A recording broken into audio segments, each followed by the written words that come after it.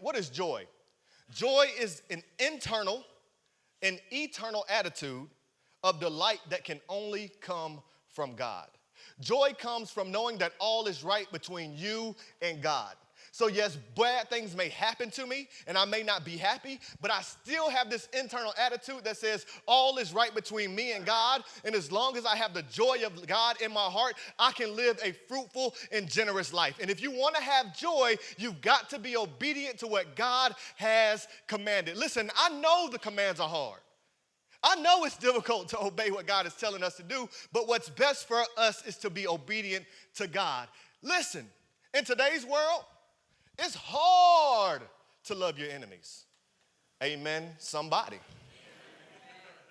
It's hard to love people who think differently than you, who don't vote like you, who don't have the same background as you. Those are difficult things.